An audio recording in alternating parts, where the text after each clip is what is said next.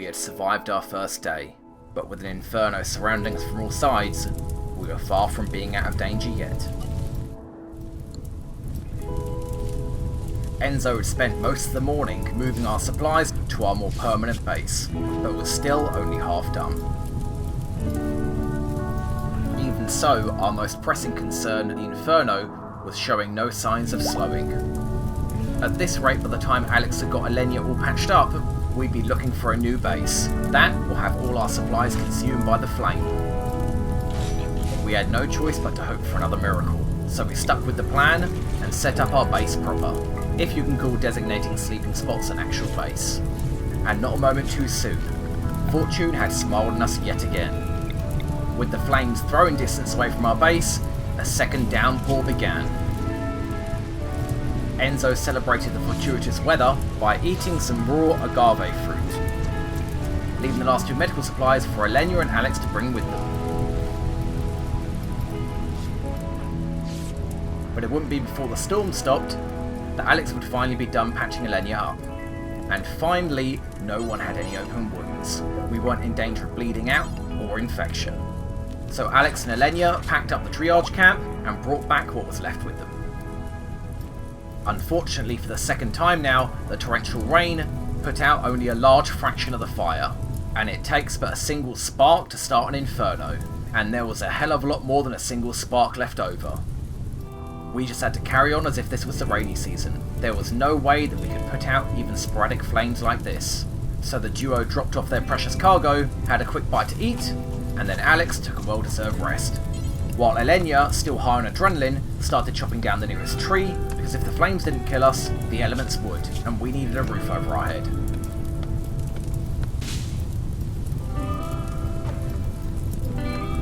The sun had begun to set on our second day, and the flames were starting to encroach on our new base, consuming the few precious resources that were in our vicinity.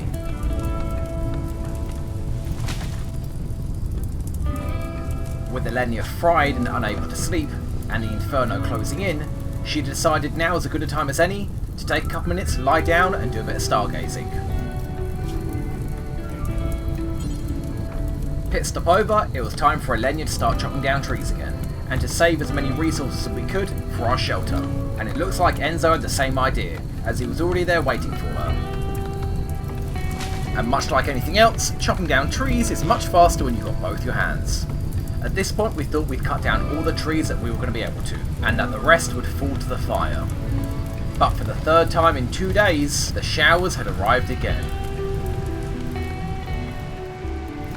This time, if any fires remained around our base, we'd have to put it out by hand. It might have been our last opportunity before everything we had would be consumed. So we let the waters do their work, and while Alenia finally took her well-deserved nap, Enzo did what he could chopping down trees. Fires were being snuffed out across the region. The only question was, would this simply buy us time, or would this be the last that we see of them? Alex, finally awake from the rain, started by helping Enzo out. With any luck, this could be our last night sleeping out in the open.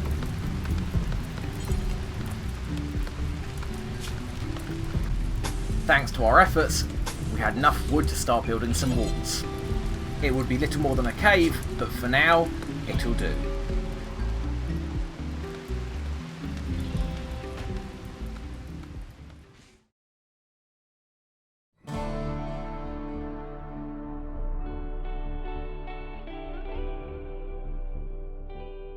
Light had begun to shine on our third day, and the rains had mercifully continued to snuff out all of the fires.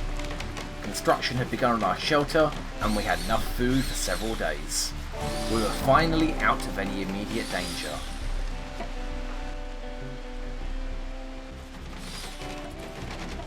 Alex, with Alenia's help, had the shelter up in no time, and we could finally shift our priorities out of immediate survival to more long-term goals.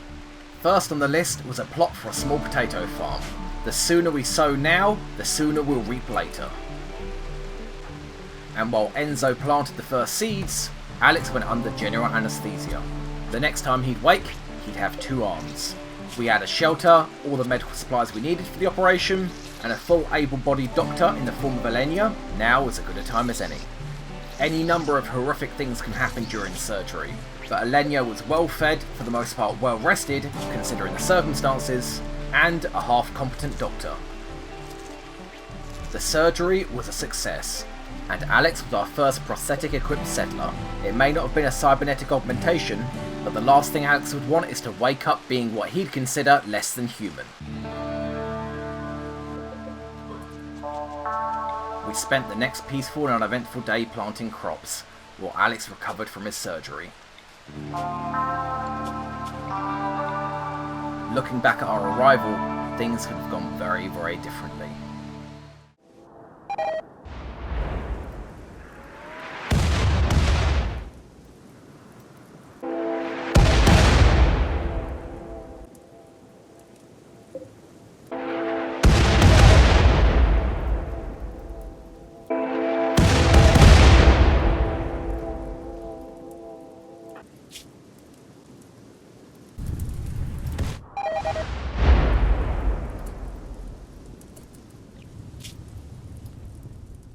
But we were here.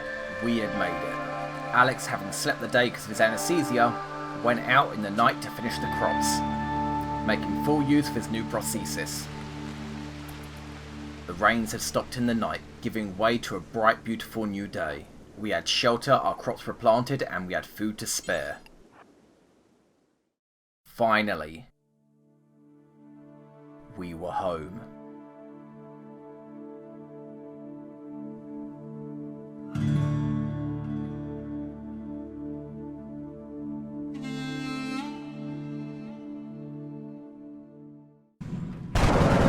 Excellent. I'll take it. Oh, so you guys are going to move. Well, crap. Hopefully this will be very nice CCS. Come on then, Floater, you can do the same thing.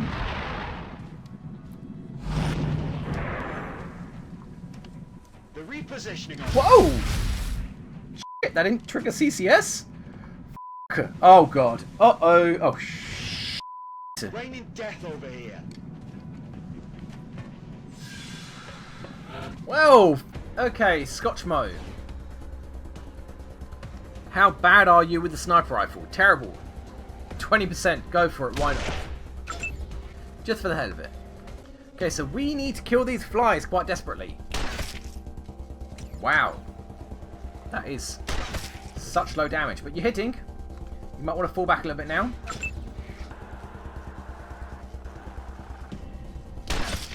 Very nice job, friendly.